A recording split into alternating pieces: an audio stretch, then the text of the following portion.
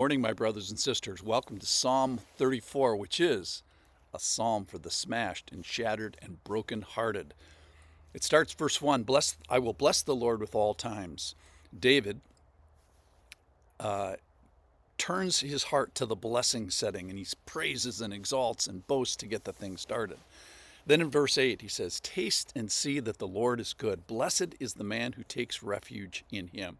So this tasting and seeing, that is, sample the flavor of God, what the flavor of God is like, so that in your brain that you can recall it. So you kind of store these memories that will need to be recalled at certain points. So may these tastes demonstrate the current character of God or help you recall what you experienced about the character of God previously, especially as times are tough. So these taste memories will help us recall the characteristics of God when you're not currently enjoying the characteristics of God, or when it's more difficult at least. And then one of the famous verses in Psalm 34, the Lord is near to the brokenhearted and saves the crushed in spirit. Let me just finish the psalm from there. Many are the affliction of the righteous, but the Lord delivers him out of them all. He keeps all his bones, not one of them is broken. Affliction will slay the wicked, and those who hate the righteous will be condemned. The Lord redeems the life of his servants. None of those who take refuge in him will be condemned. So this concludes this psalm of blessing by recalling a particular way that the Lord can demonstrate his steadfast faithfulness to us, which is, in this particular case, delivery from affliction, preservation of our bones, and redemption of the life of those who take refuge in the Lord.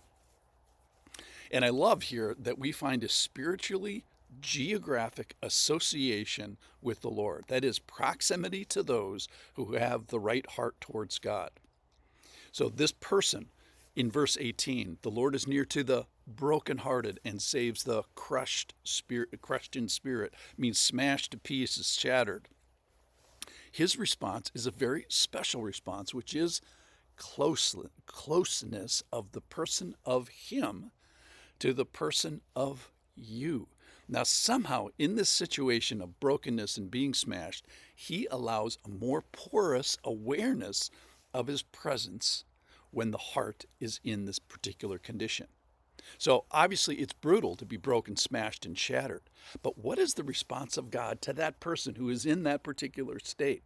God has a special response towards this woundedness, if you will, and that is nearness. So are you brokenhearted, smashed, feeling shattered? It's often there that the nearness of God is easiest to see. Ask people about it. How was your smashed, shattered, and brokenhearted crisis? A lot of times people will tell you, I never felt closer to God. So there's some truth in this passage.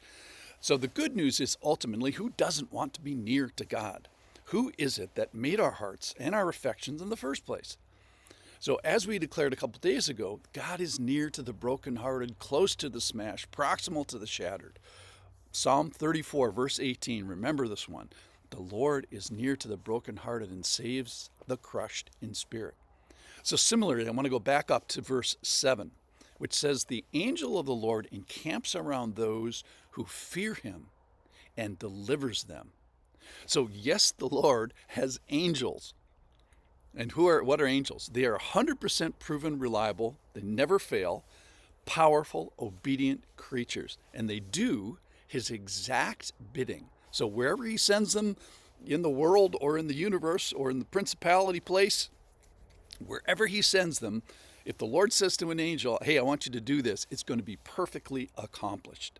So could it be that this Lord, who is that powerful and has these creatures, that the Lord pitches his tent with us in this way, maybe with angels, and eventually all this points to Jesus and the Spirit, and in his bending down in this way that he can be with us.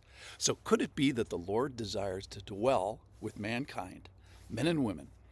This is the shadow of the incarnation of Jesus, the be with me that we've been talking about, that this podcast is all about, and especially the indwelling of his Spirit. So could it be that God is not far or his angels are not far, or his Son is not far, or himself is not far, or his Spirit is not far. As we see in Revelation chapter 21, verse 3, and I heard a loud voice from the throne saying, behold, the dwelling place of God is with man. That's what we're shooting for. He will dwell with them, and they will be his people, and God himself will be with them as their God. So let's let the Lord do this encamping, the indwelling, this abiding with us. Let us be the fearing following, respectful following, built up, knitted together in a body. So he promises this indwelling both for an individual, single person, as well as a church, for the group he calls his church. Ephesians 2:22, in him you also are being built together into a dwelling place for God, the Spirit. And what that means, you, is not singular.